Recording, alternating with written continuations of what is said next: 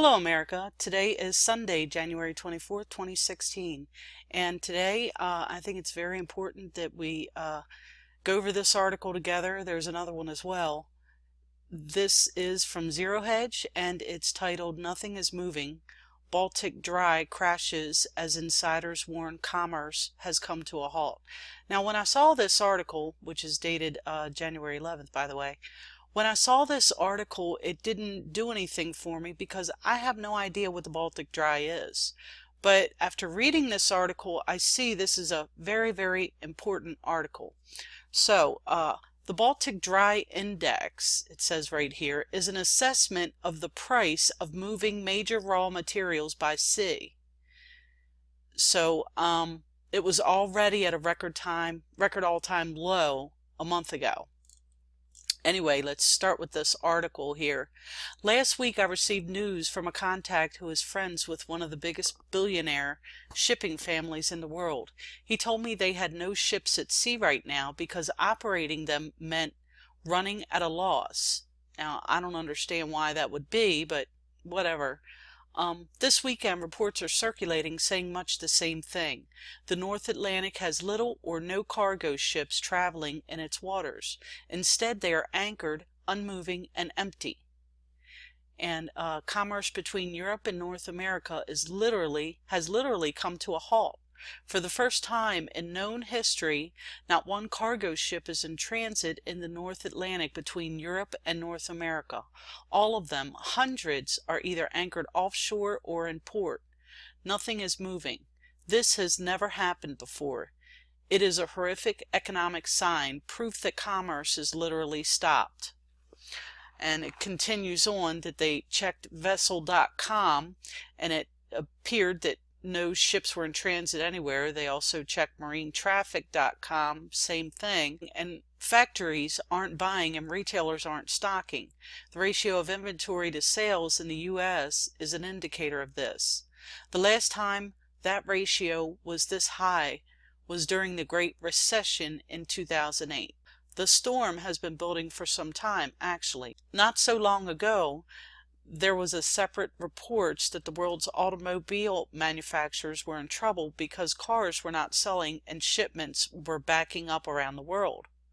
And Zero Hedge went on to report, in the past several years, one of the topics covered in detail on these pages have been the surge in such gimmicks designed to disguise the lack of demand and end customer sales used extensively by U.S. automotive manufacturers, better known as channel stuffing, of which General Motors is particularly guilty and whose inventory at dealer lots just hit a new record high.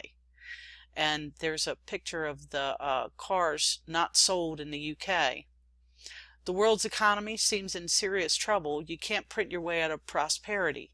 All you are doing is hollowing out your economy, draining it, and sooner or later it's empty and you will have to start over after a good deal of crisis and chaos. And here's the catcher here. This is something that's really, really important.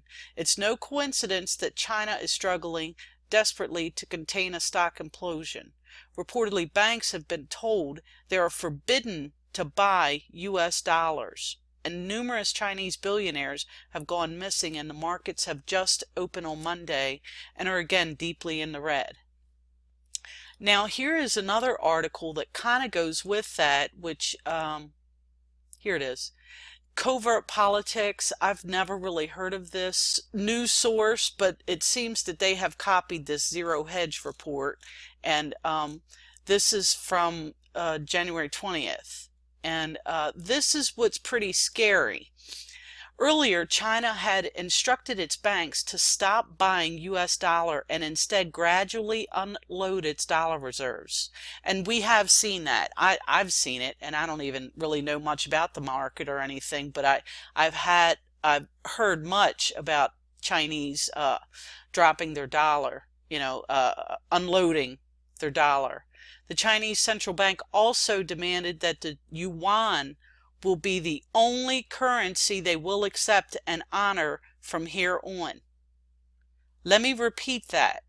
The Chinese central bank also demanded that the yuan be the only currency they will accept and honor from here on, with the exception only where sovereign currency swap agreements are in effect. This means that those countries which don't have such similar agreement with China will suffer financially unless their currencies are proven to be backed up with hard assets. America, we have a fiat currency that ain't backed by diddly squat. Now, I'm going to go back, and I know I've been reporting on this constantly, but this is something that's tied into the financial crisis and the situation and this huge land grab that's going on.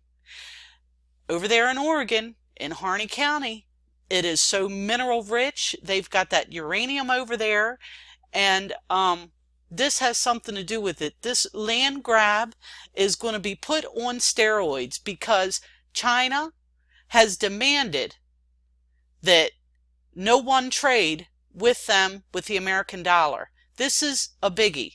This is the beginning of the end for our fiat currency. And I tell you, in my opinion, it needs to end because these politicians in Washington are printing money and it's coming off the sweat of our brow. We have to work harder to pay for all the money that they spend and the corruption that they allow. So, America, this is going to be tough, and I suggest every time you go to the grocery store to fill up that cart a little bit more and keep something stored somewhere because it's coming. It's a-coming. And Lord God help us. But I tell you what, you better stand behind the Bundys and the Hammonds and the Patriots out there, because if you don't, we aren't going to have diddly-do. Because if you think these politicians in Washington are going to do anything to help us, if you think they care one iota about us, if we're starving or if we have anything, you're kidding yourself. America, the only people that are going to help us is each other. Each other. We have to be in this together. Get rid of the corruption. Because the only way our country is going to thrive is on honesty. And it's going to be tough, believe me. But we need our farmers and we need our ranchers because they're the ones that feed us. And if you let the BLM and the feds keep pushing people around like this, oh Lord, this is not going to end well. And you're going to wish you got out there and helped them. Anyway, sorry for going off on a tangent there. Just had to be done. This is Call of Duty Goddess signing off, and as always, I got your 6.